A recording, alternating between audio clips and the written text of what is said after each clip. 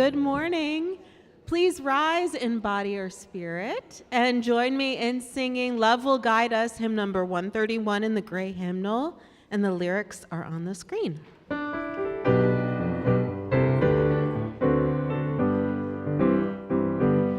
Love will guide us, peace has dried us, hope inside us will lead the way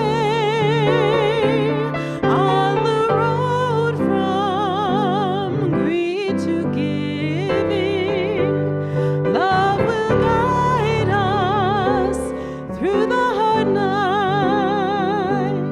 If you cannot sing like angels, if you cannot speak before thousands, you can give from deep within you. You can change the world with your love. Love will guide us, peace has tried us, hope inside us will lead the way on the road from greed to giving. Love will guide us through the hard night. Please be seated.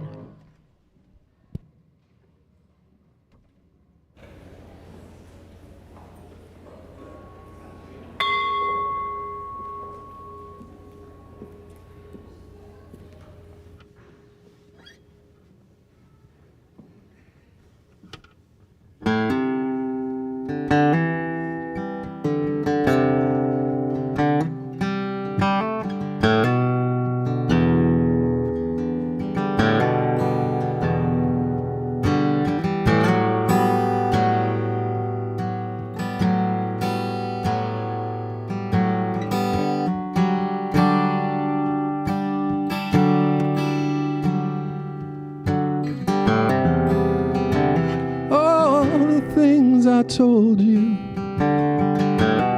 all the lies I said before, you can forget them, 'cause I don't believe them anymore.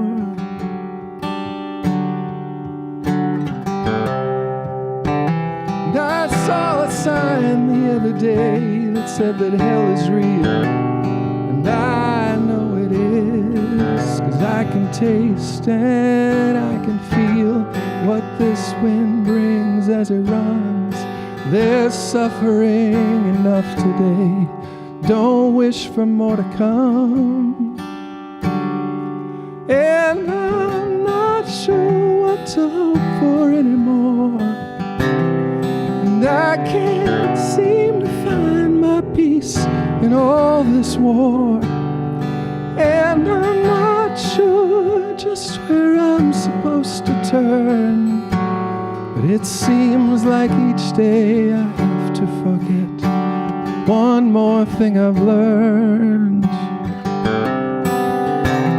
And all these broken children hobble around, picking up their pieces off the ground. They've forgotten what it feels like to be whole. Yeah, they're just holding out a hope that there is someone in control. And there's all this frozen beauty crying out. And I give away what I should never do without. But then we never recognize the things we need. Oh, maybe I could be myself again if I could just believe. But I'm not sure what to hope for anymore, and I can't seem to find my peace in all this war. And I'm not sure just where I'm supposed to turn, it seems like each day I have to forget one more thing I've learned.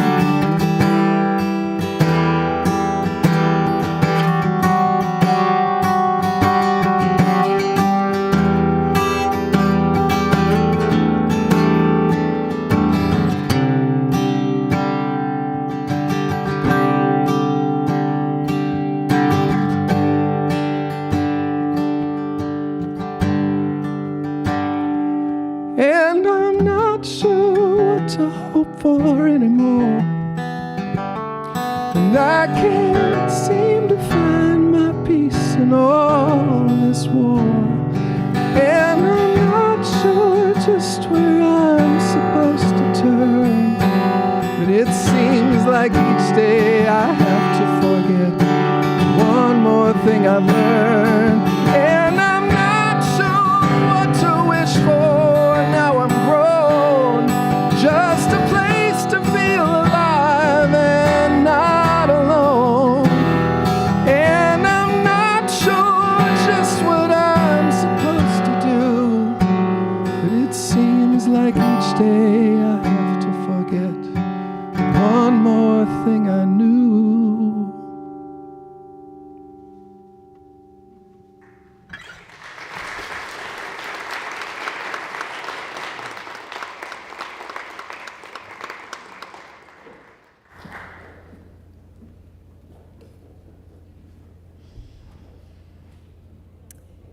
We come together this morning to remind one another to rest for a moment on the forming edge of our lives, to resist the headlong tumble into the next moment, until we claim for ourselves awareness and gratitude, taking the time to look into one another's faces and see there communion, the reflection of our own eyes.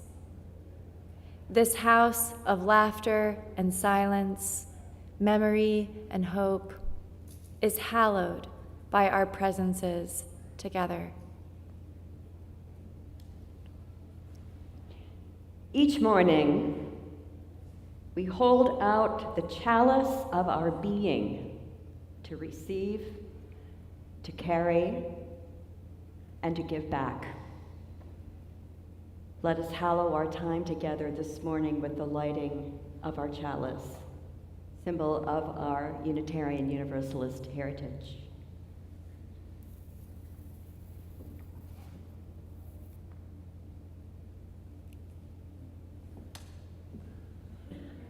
Good morning. Welcome to the Eno River Unitarian Universalist Fellowship, or what many of us like to call ERUUF. My name is Reverend Patty Hanneman. I am a member here, and I am also going to be serving as your summer minister while the ERUUF ministers take up a much-deserved break over the summer. It's really a pleasure to be back with you again in the pulpit instead of the pew. Whoever you are, wherever you are in your spiritual journey, wherever you come from, whomever you love, or whatever your race, we are really glad that you have joined us this morning.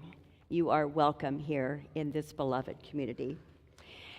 If you are visiting us today, I would like to invite you to stand in body or spirit or wave your hand so that we can give you a really resounding ERUUF welcome. Do we have any visitors here this morning?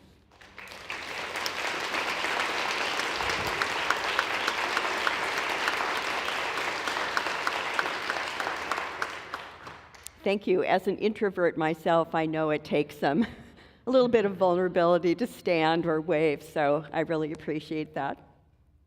Thank you for choosing to spend your Sunday morning with us. Really appreciate it. If you are watching on the live stream today and you have access to the chat, I would also like to invite you to place your name there, and someone will visit you and welcome you online. Thank you. And if you are visiting us and you have children with you today, They are welcome to participate in our religious exploration classes. Simply follow the families out after the time for all ages. There's also a reservation desk for the children right just to my left out here as you exit the sanctuary. So if you would register your children. If you haven't done that yet, please register your child before you send them to their classroom. And then pick them up after classes. You can you can tell them, I'm a little new at this script yet.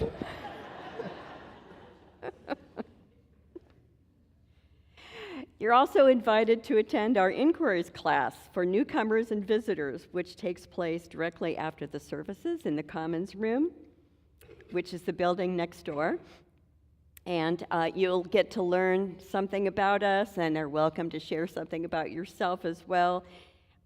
If you have a child in RE, please pick the child up before that class, and then you'll be told where they can go during the inquiries class if you want to not have them with you, but you can also keep them with you during that class. But you'll need to pick them up from the regular classroom and then be told where to take them next. Now would be a good time to turn any device that you have to worship mode.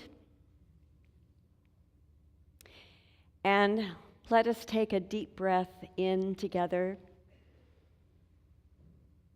as we breathe in all of the warmth of this beloved community and breathe out any concerns that might be keeping us from being fully present with our community this morning.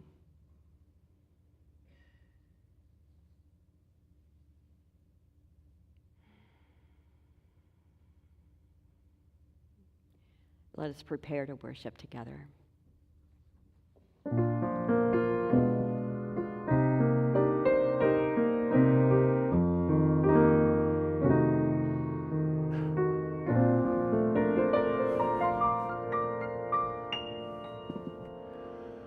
I would welcome the young at heart, the young in body, the older in body. Anybody welcome to come down to the front to listen to the story today, which is called The Breaking News by Sarah Lynn Rule.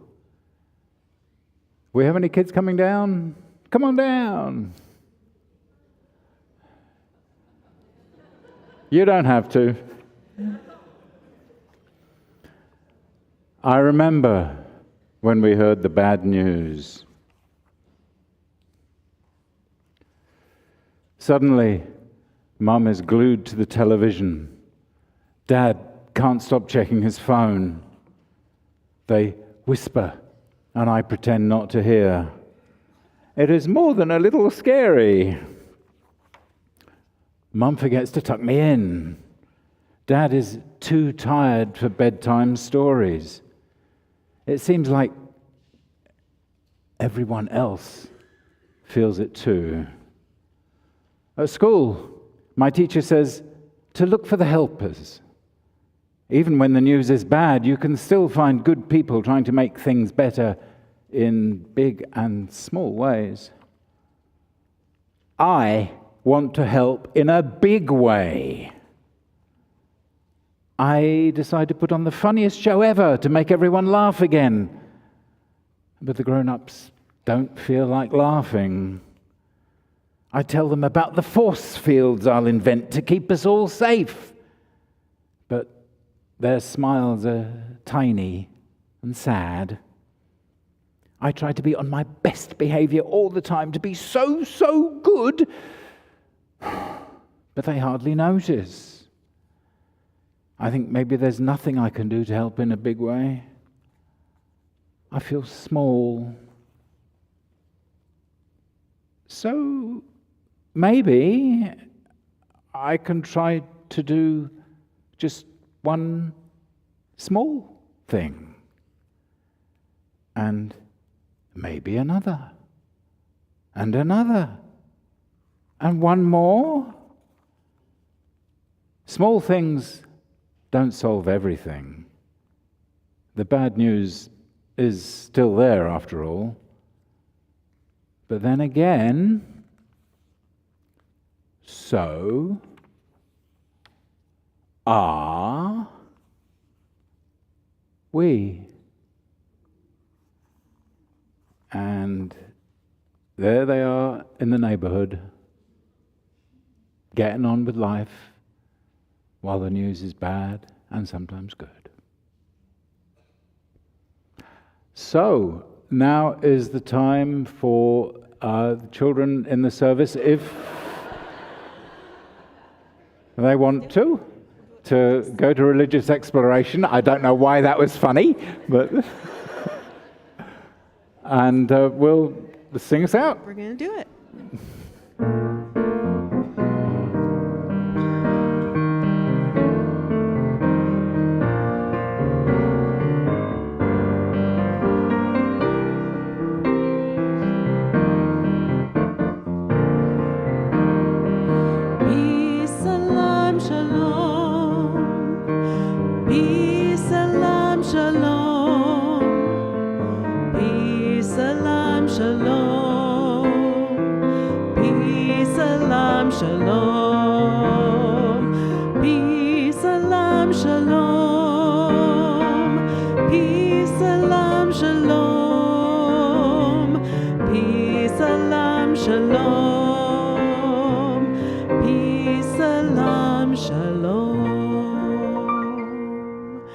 Please take this time to turn and greet your neighbor, especially if it's someone that you do not know.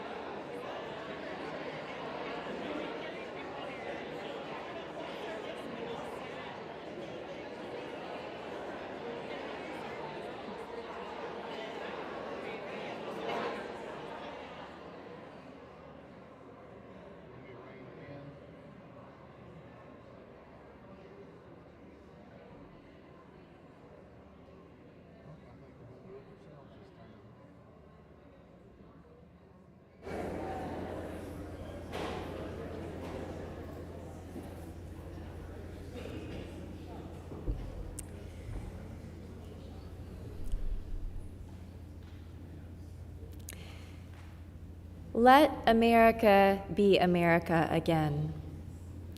Let it be the dream it used to be.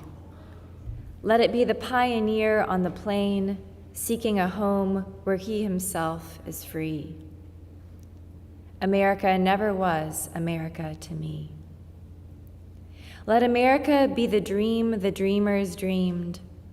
Let it be that great, strong land of love, where never kings connive nor tyrants scheme, that any man be crushed by one above. It never was America to me. Oh, let my land be a land where liberty is crowned with no false patriotic wreath, but opportunity is real and life is free. Equality is in the air we breathe. There's never been equality for me, nor freedom in this homeland of the free. Say, who are you that mumbles in the dark? And who are you that draws your veil across the stars? I am the poor white, fooled and pushed apart. I am the Negro bearing slavery's scars. I am the red man driven from the land. I am the immigrant clutching the hope I seek and finding only the same old stupid plan of dog eat dog, of mighty crush the weak. I am the young man, full of strength and hope, tangled in that ancient endless chain of profit, power, gain, of grab the land, of grab the gold, of grab the ways of satisfying need, of work the men, of take the pay, of owning everything for one's own greed. I am the farmer, bondsman to the soil. I am the worker sold to the machine. I am the Negro, servant to you all. I am the people, humble, hungry, mean, hungry yet today, despite the dream. Beaten yet today, O pioneers. I am the man who never got ahead, the poorest worker bartered through the years. Yet I'm the one who dreamt our basic dream in the old world while still a serf of kings, who dreamt a dream so strong, so brave, so true, that even yet its mighty daring sings in every brick and stone, in every furrow turned that's made America the land it has become. Oh, I'm the man who sailed those early seas in search of what I meant to be my home. For I'm the one who left dark Ireland's shore, and Poland's plain, and England's grassy lea, and torn from black Africa's strand I came, to build a homeland of the free. The free? Who said the free? Not me. Surely not me. The millions on relief today, the millions shot down when we strike, the millions who have nothing for our pay, for all the dreams we've dreamed and all the songs we've sung and all the hopes we've held and all the flags we've hung, the millions who have nothing for our pay except the dream that's almost dead today.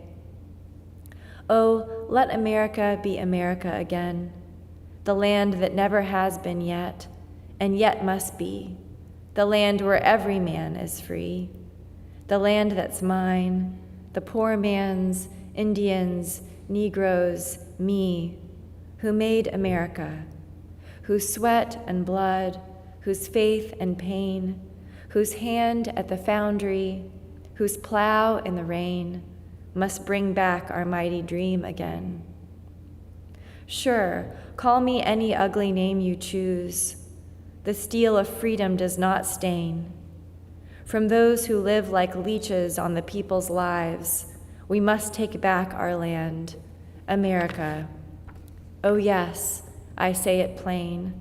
America never was America to me.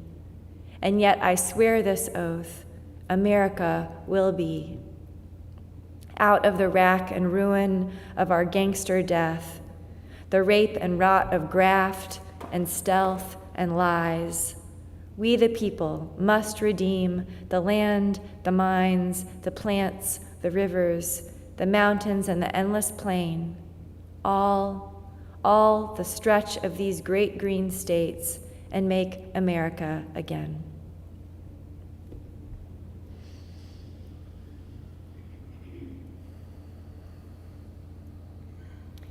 We hold in our hearts with great compassion all beings who are experiencing sorrow and suffering at this time, both here in our community and throughout the world. We especially express our sorrow deep sorrow at the escalating crisis in Iran, the loss of life, the prevention of diplomacy last night's events may be causing. We send our energies toward and offer prayers for the well-being of those the world over who are experiencing any form of trauma, violence, or devastation due to war, climate displacement, hunger, injury, illness, or the loss of loved ones. We pray for the health of our planet that nurtures our lives. And because we also recognize it is necessary to acknowledge our joys and celebrations as well as our sorrows, we join with Tom Henley Gillespie and Sahini Mana, who joyfully announced the birth of a daughter, Rhea Mana Gillespie, on May 8th, 2025. Tom, who was raised here at ERUUF, is the son of Nancy Henley and Michael Gillespie. In beloved community, we also hold in our hearts all the unspoken concerns and joys among those here at ERUUF. Amen. Ashe. Blessed be.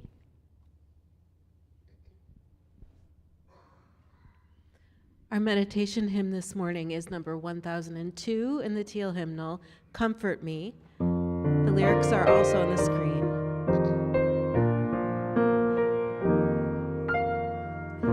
Comfort me, comfort me, comfort me, oh my soul. Comfort me, comfort me, comfort me, oh my soul. Sing with me, sing with me, sing with me, oh my soul. Sing with me, sing with me, sing with me, oh my soul. Dance with me, dance with me, dance with me, oh my soul. Dance with me, dance with me, dance with me, oh my soul. Comfort me, comfort me, comfort me, oh my soul. Comfort me, comfort me, comfort me, oh my soul.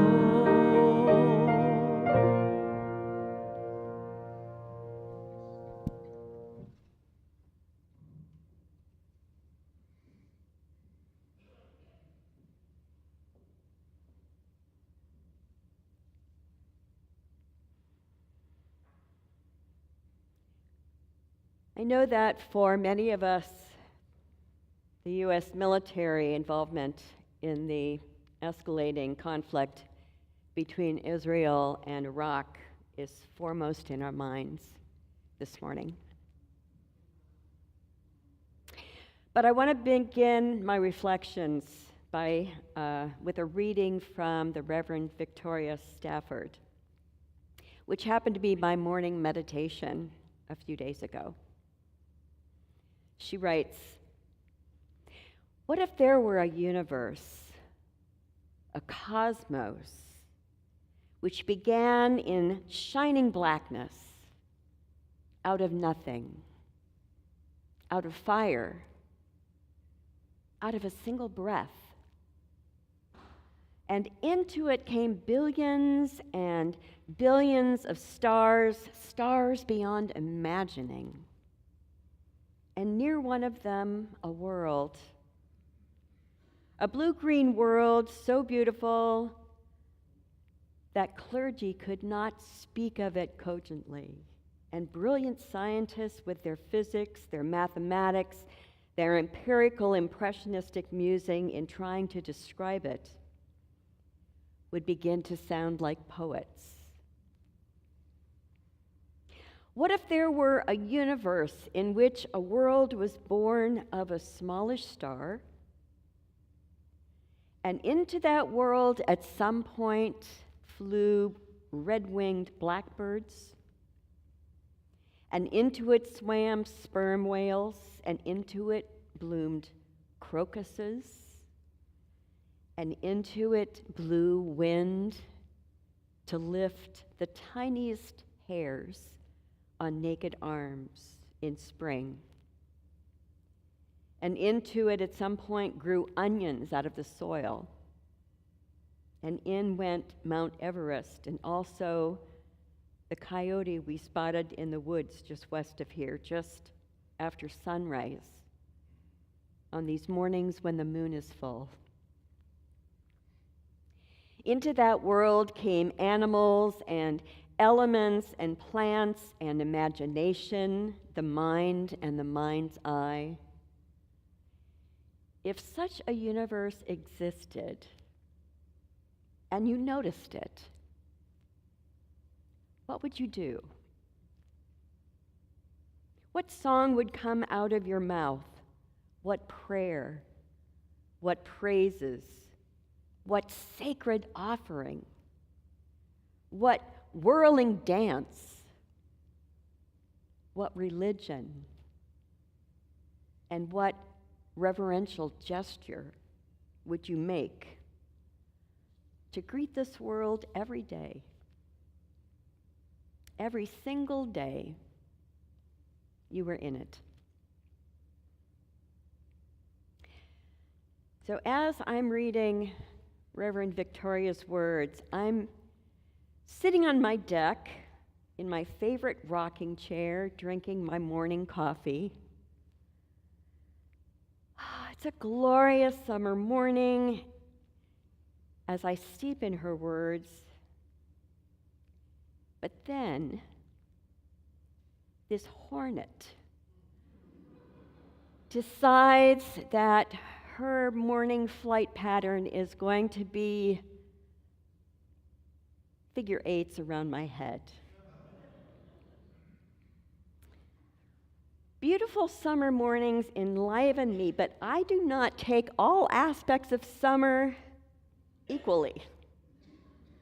I notice, yes, I do notice, but I notice when something is terrorizing my bird feeders. I know that when the coyotes are howling at night in the woods outside my house, that another fawn has probably disappeared. Chiggers and ticks appear in the grass.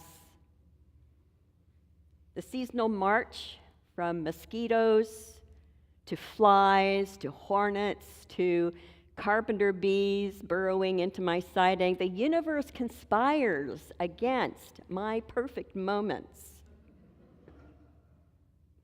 And there are days when all of nature seems to be clamoring for my blood. What prayer, what praise do we offer for the fact that the design of the mosquito is pure genius? A bug with 7 mouth parts, designed to grip and drill and pump and suck our blood. What reverential gesture, what whirling dance do we offer to celebrate the tag team whereby just one species of insect tires for the season as another hatches to replace it, to burrow, sting, and chew on us? there are advantages, I suppose, to living in a universe where we are constantly under siege.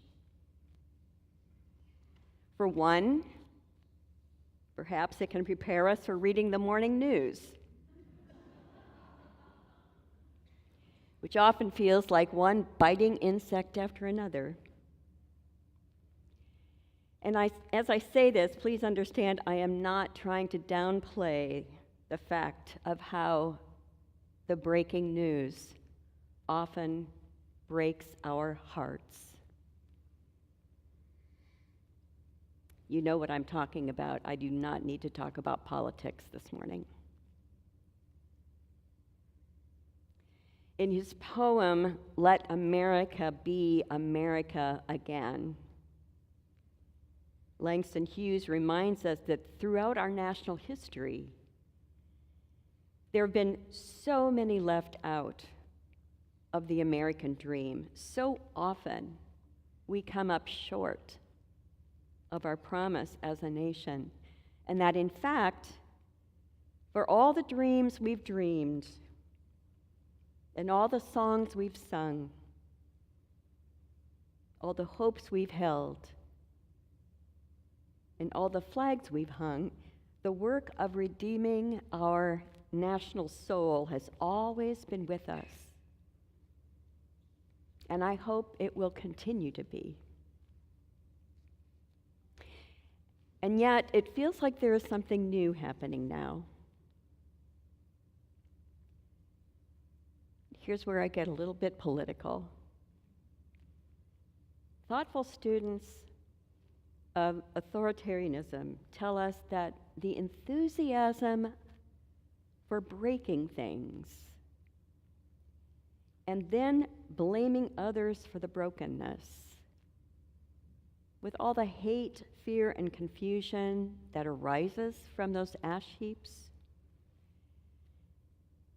is not about ineptitude, but is instead by design. We do well to remember that at this moment. And in the face of this, how do we hold that brokenness?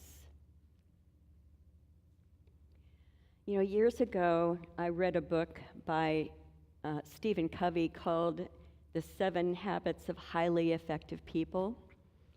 And over the years, I've tried to stay pretty close to many of his ideas. One of the concepts that I found especially helpful is his proactive focus on what concerns us. He writes that there is this circle, we can make a circle of all the things that concern us. He calls this our circle of concern. And then he says that inside that circle of concern, there is this smaller circle that he calls the circle of influence. Those are the things that we can actually do something about. And Covey writes that most of the time we spend our time and energy in the circle of concern outside the circle of influence. The circumstances that we have no control over. And he says this leads to a lot of negative energy and anxiety. And so to be efficient and effective, he says, we need to bring our focus to the circle of influence, that smaller circle inside. And he says if we do that often enough, our circle of influence will begin to widen and broaden. Now, this is good advice that the young girl follows in our story this morning when she decides to do one small thing. Finding something constructive to do, however small it might seem at the time, is a beautiful way of holding brokenness. I often find that I can reduce my anxiety by calling a congressperson or joining friends at a rally or a march But I am also keenly aware, ever so much more as I get older, that not all broken things can be fixed. And that things that we've fixed get broken again. So much can be swept away with one unsuitable leader, one natural disaster, one life-changing diagnosis. And so I have found I need other ways to hold brokenness other than trying to find constructive ways of fixing it. Because if I'm only looking for effective ways of fixing things, my world begins to have less soul. So I look for other ways to hold the brokenness. One response is to remember stories, myths, where everything was beautiful and pure and hopeful until something dramatically shifts. Several years ago, I remember I was working with a spiritual director on a difficult situation in my life, and I wanted her to help me fix it, right? And she listened patiently to me, and then she gave me homework. She said, I want you to read the book of Job in the Hebrew Scriptures. Now, I didn't want homework. That was the last thing I felt like I needed at that point in time. But I did my homework. Job, as some of you may remember, is the guy who has the misfortune of just living this wonderful, pious life when God, as a sort of dare from Satan, decides to test his faith. And so, although he's done everything right, his children die, all of his worldly goods disappear. He is left with head-to-toe coverage of sores all over his body.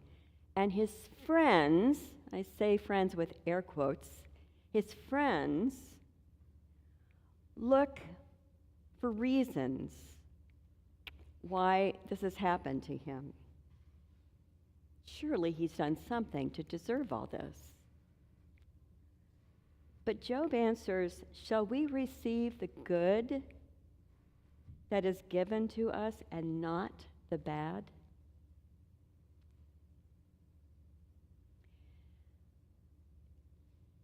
Now, I have to tell you that that question, that challenge, really shook me at the time, because in his answer, beyond all the questions about whether what had happened was right or wrong, just or unjust, is just a simple surrendering, a kind of connectedness in which all things, good or bad, just or unjust, crocus or mosquito, they're all part of the sacred dance of creation. In confronting Job's answer, whether I'm confronting the small, niggling details of my personal life or the bigger heartaches of global crisis, I find the spiritual challenge of holding brokenness in spite of it all. Adam and Eve in paradise until the snake arrives. Creation stories where a perfect world exists before some animal trickster like raven or coyote comes along to wreck it all. These myths are everywhere. to give soul to our suffering. Of course, this is what happens, they tell us. We are constantly being called upon to repair the world. What was it in our story the teacher told us to do, though? She said, look for the helpers. Look for the helpers. All of this is done best in community by building kinship networks of like-minded people, like ERUUF. What is kin for? If it's not to build a place that helps us hold the brokenness in our lives, a place where we learn to balance comfort and responsibility, grieving together, and then learning to take action.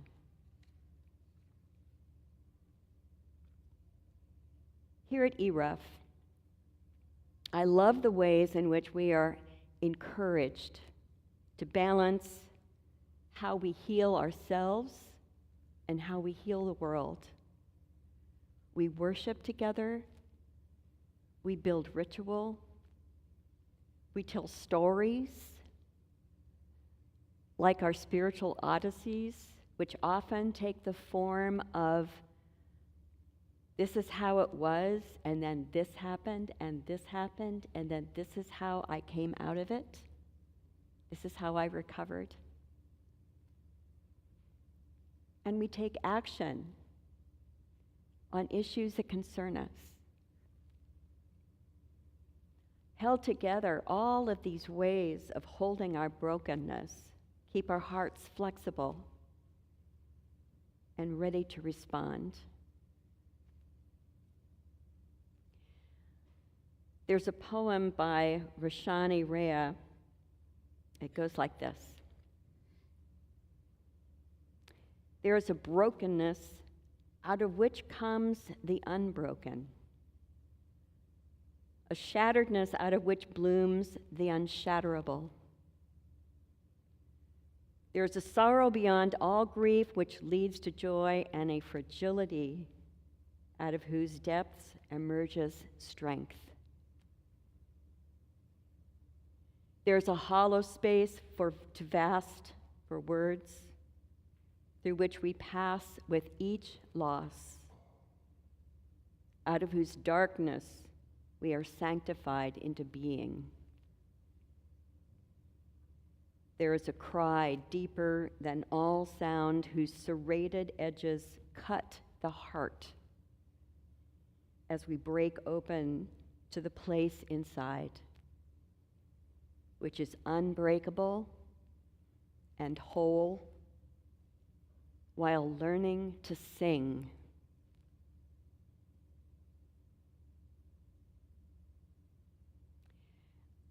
Let us then not seek a life without brokenness, but instead let us seek a full life,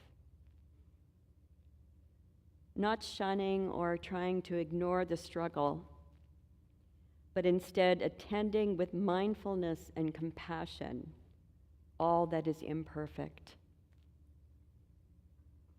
May we learn to live and love fully each flawed and all too human moment in order to greet this wonderful world every single day with reverence. May it be so. Amen. Ashe, and blessed be.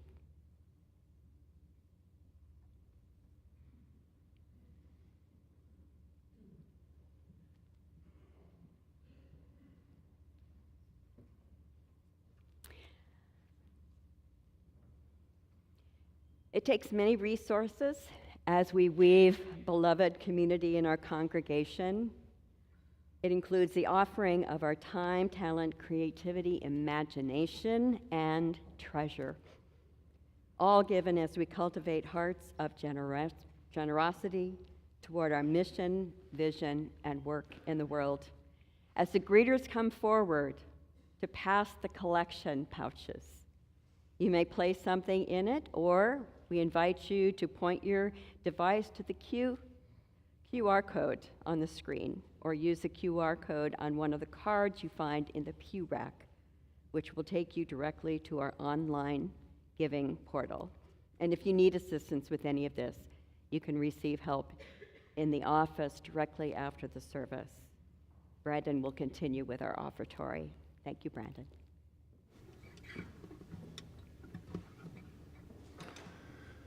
All this perfection is a lie, is a lie. It keeps you staring at a photo while you stand beneath the sky. And all this perfection is a lie, is a lie. 'Cause you don't have to beat the system, no, you don't have to even try.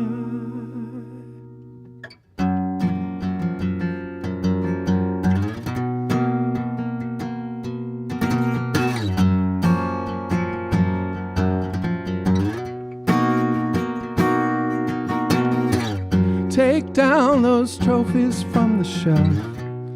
You don't need them to know you're as good as anybody else. But believing it is hard enough.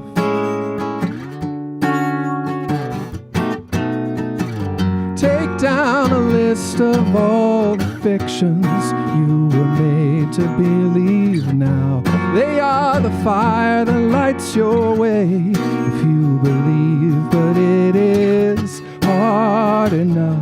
I know it's hard enough, but you've got to know that all this perfection is a lie, is a lie.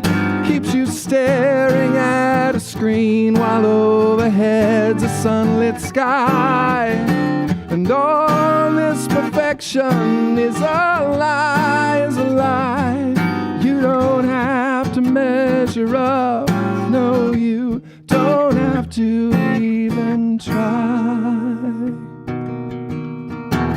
Just for a moment, look around at all the useless beauty. Have faith in all the broken things, 'cause that's the currency of hard enough.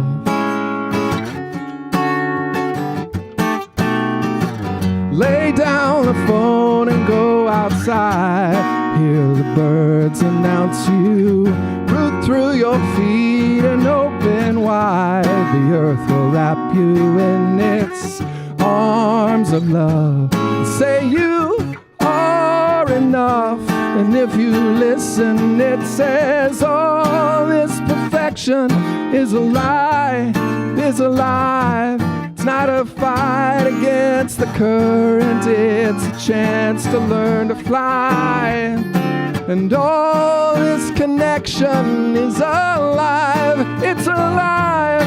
So you can just let the water carry you, you don't have to even try. And I don't know who needs to hear this, but I know just how you feel. It's so hard to keep believing, it's so hard to know what's real. And I don't need to know your name to see the world from where you stand. Like your dream hangs on a knife edge, the answer slipping through your hands. But all this perfection has arrived, has arrived. There's no one right way to do it. There's no single way to fly. And all this perfection is inside, deep inside.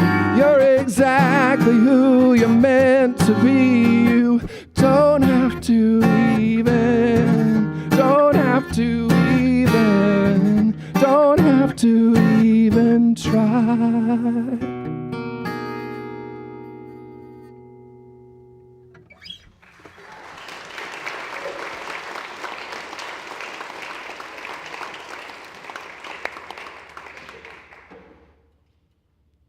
Thank you, Brandon.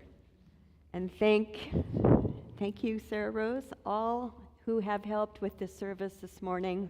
I give you my thanks.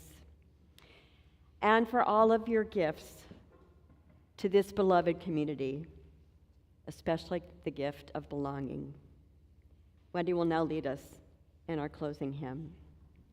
Please rise in body or spirit. Join me in singing I Know I Can, number 1015 in the teal hymnal. The words are on the screen. Though days be dark with storm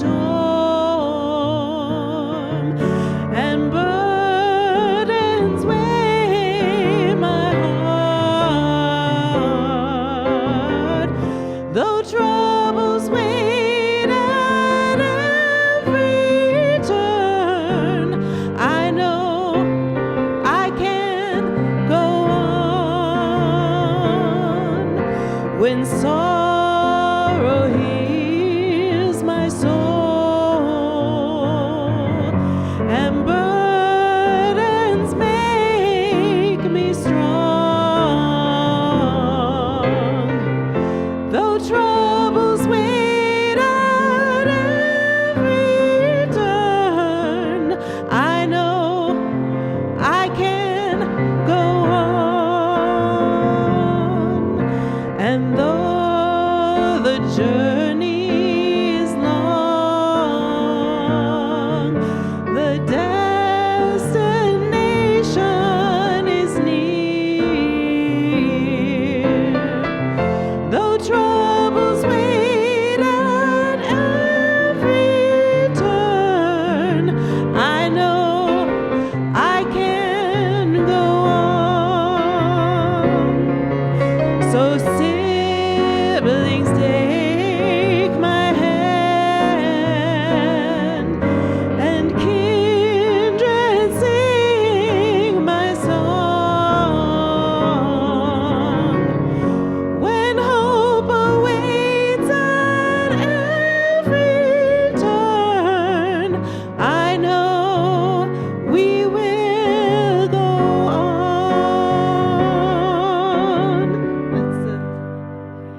That's the end. And thank you to Matt Reed, who's subbing today for Kate.